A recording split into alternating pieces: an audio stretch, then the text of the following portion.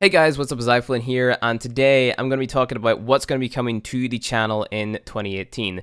There's actually a lot to talk about whenever it comes to things like Damage 2.5 and the content that I, intend on posting, because as it stands right now, I think Damage 2.5 is the biggest factor, and even Damage 3.0, if that happens this year, they are, or it is, the biggest factor that is holding back content on the channel, because I have a lot of stuff that I want to do for the channel this year, but I'm kind of like reluctant to make it / upload it because of these Damage 2.5 changes and Damage 3.0 changes. So I think the number one question that I've been getting recently is, Flynn, are you going to be continuing the Warframe the Ultimate Beginner's Guide? And the story behind that is, whenever I first made the decision to upload the Ultimate Beginner's Guide, it was because I thought they had given up on the idea of Damage 3.0 completely, right?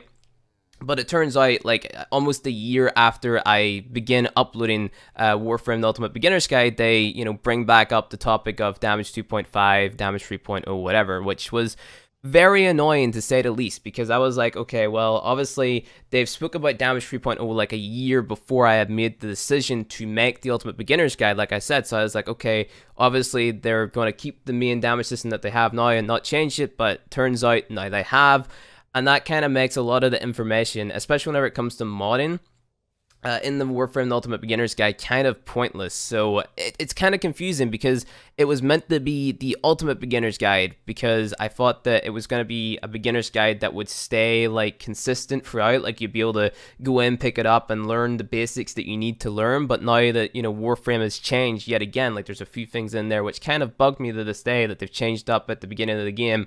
And it's just kind of annoying. So you can see my thought process whenever it comes to continuing Warframe the Ultimate Beginner's Guide. It's a great series and stuff like that, but I feel like the more that they keep on reworking things like damage and the start of the game in general, the more I feel like I have to go back and kind of be all like, yo, there's this here new thing now, like let's say, for example, Plains of Eidolon, where you have to do this quest before you can even progress, which is, it's dumb that I would have to completely remake a series just to mention this one thing, because if I don't mention that one thing in this series, people are going to miss it, and I'm going to keep on getting asked the same questions. Well, Flynn, why didn't you mention this? And I'm like, dude, look at the upload date. And people are like, well, I didn't know that. So that conversation comes up a lot, especially in Twitch chat, like, Flynn, where's the Ultimate Beginner's Guide? And the answer to that is, I don't know if I want to keep on posting videos for a guide which is going to become outdated, or already is becoming outdated because of the changes that are being made. And that basically just brings up another question. Well, Flynn,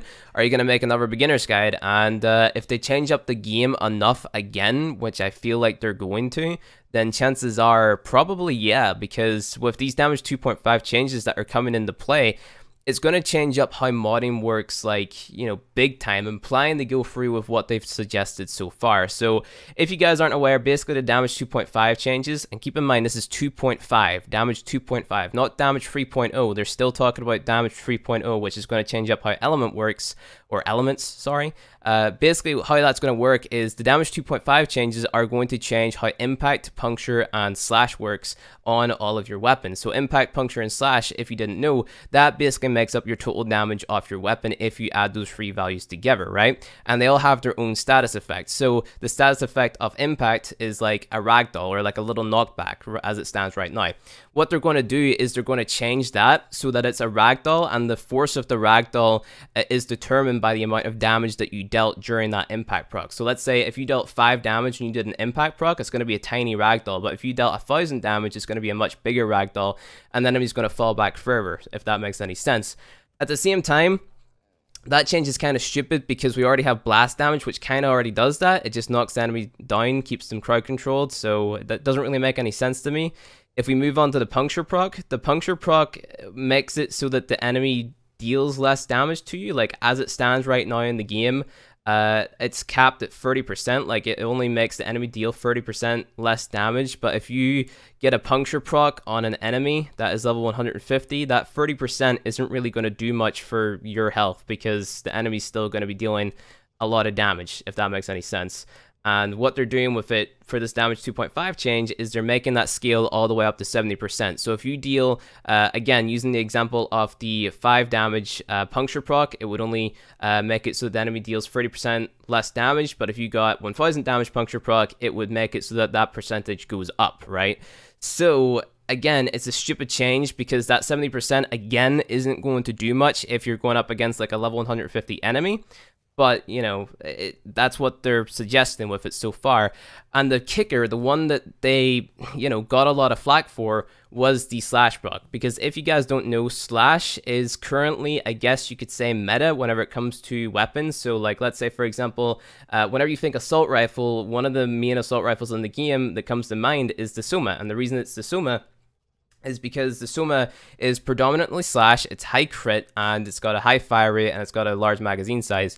And that slash damage on the Soma, because it's the most predominant element, or not element, but physical damage type, it procs slash procs more often. Now, slash goes through shield, and it goes through armor, which is very good for, you know, your overall DPS, right? Because you're eating away at the enemy's health while you're still firing at them. So you have 2 different physical damage types or status procs, which basically don't do anything to the enemy's health, and then you have the one that does. So the one that does is the one that most people are going to go for. And with these damage 2.5 changes, the problem still exists where slash is going to be the dominant physical damage type because it still affects the enemy's health where impact and puncture don't. But what they're doing with the slash procs is they're changing up how you actually like, or how the slash procs damage is determined. So how it stands right now is it will add all the values of your weapon together. So let's say you have a fully kitted out weapon. So let's say, for example, the Tigris Prime. What would happen is your slash proc would take a percentage of your total damage, and then that would be applied to the enemy's health as the slash proc occurred, right? So it would add together impact, puncture, slash in like a worst case scenario. And then if you have your elements on, I think it would take into consideration your elements. Not too sure about that, but blast and corrosive would also be taken into consideration in that case. And then you'd have like a very godly slash proc coming into play there, which would be eating away at the enemy's health while you're firing at them, right? What they're doing is they're making it so the slash proc only scales with the actual slash damage on your weapon. And this is a bad thing because it makes it so, well, it is a bad thing because it basically nerfs slash and nerfs slash weapons. But at the same time, like, the problem still exists where slash is the predominant damage type because, you know, you're still only dealing damage with the slash proc behind the enemy's armor and shields, right? So people are still going to gravitate towards using slash. And what happens because of this change is people are going to want to mod for slash damage and get that slash value up. So instead of people using things like 90% elemental mods to boost up their total damage, people are going to go for things like sweep and serration, which increase basically the slash damage on a weapon by 120%. Because if you compare, like, let's say, for example, the Tigris Prime, right? 90% of the Tigris Prime's total damage is in slash. So if you were to use a elemental mod, which only give you 90% of your total damage compared to sweep and serration, which is going to give you 120% of slash, if that makes any sense. I probably got that really jumbled up, but basically using sweep and serration in that circumstance would be more beneficial than using something like charged shell or, you know, chilling grasp, because you're going to get more damage from modding with this 120% slash damage because 90% of the weapon's total damage is already in slash. So whenever a player is using a slash weapon, they're going to want to use sweep and serration and stuff like that, and these mods are going to become more common because slash would still be the predominant damage type. So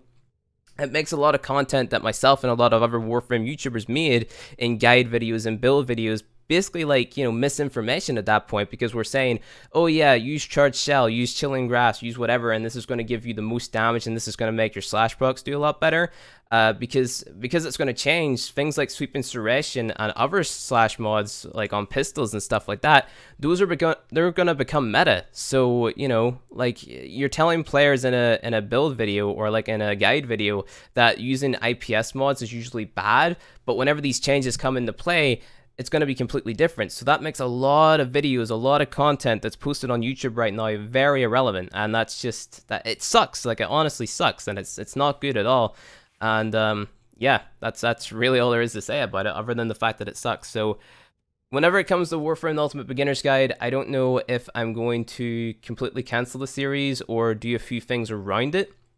I'll just have to sort of sit down, look at the series, and kind of make my decision from that point on.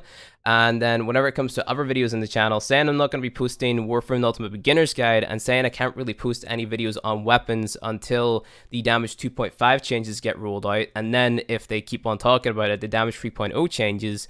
What we're going to be doing in terms of videos is just posting Warframe build videos and just videos based around Warframe. So if you've been paying attention to my Twitch channel at all, you guys will know that I'm working on my Everything You Need to Know guide. It was a series that I started last year, and I made a video for Excalibur, and I also made a video for the Soma. I'm going to be taking both of those videos down because I'm not happy with the quality that they came out at, because it was meant to be very professional, good videos, which, you know, for the most part, they were good. They were scripted. They were great, and I got a lot of positive feedback on them, but there's a few things in those videos, like some misinformation or just numbers that were wrote down wrong, which they got to me. Like, because the video wasn't perfect, they got to me. So I'm going to be taking those videos down, and we're going to be working through all the different frame, everything you need to know videos until the damage changes actually come into play. So in the next couple days, I want to say, maybe not tomorrow, but in the next couple days, you'll see everything you need to know videos based around Warframes going up on the channel. And yeah, that's basically the plan. And then, of course, whenever the damage 3.0, damage 2.5 changes get rolled out, you'll see everything you need to know videos about weapons and stuff like that. So tomorrow's video is going to be every single build for every single Warframe that you could possibly need, just based on what I have right now. It's going to be a long video, and I'm going to be talking about all the different Warframes and weapons, but it's going to be one of those, well, not weapons, but all the different Warframes and their builds.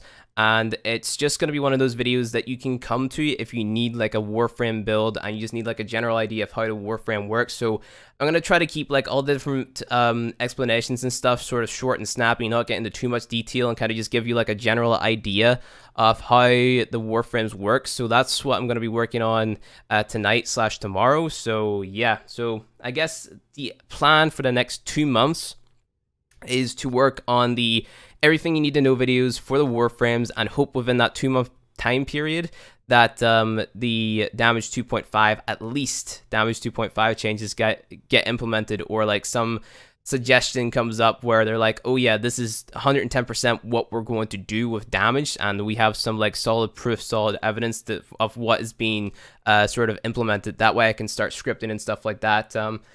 But I don't know, it's kind of unfortunate at the fact that a lot of the guide videos and a lot of the build videos are being made irrelevant because of the damage change, and I will have a video out relatively soon about the damage changes, because I feel like my opinion on it is a lot different than a lot of other content creators, and I look at it more from like just a gameplay design point of view, I guess, because I'm studying that in college, and I don't know, I just kind of intertwined, I guess, or I think that's the word, but you know, some dots were connected in my head, and I was like, oh, well, yeah, this is my opinion on it. So yeah, expect a video on that there, maybe Tuesday, I'll say Tuesday, hopefully Tuesday, but yeah, that's gonna be awesome. But anyway, guys, enough of my rambling. Thank you for watching this video. If you did, there's gonna be a lot of other stuff coming up in the channel as well, like rebranding, new logo, merchandise. You know, you'll see it all come into play whenever the everything you need to know videos come out. But other than that,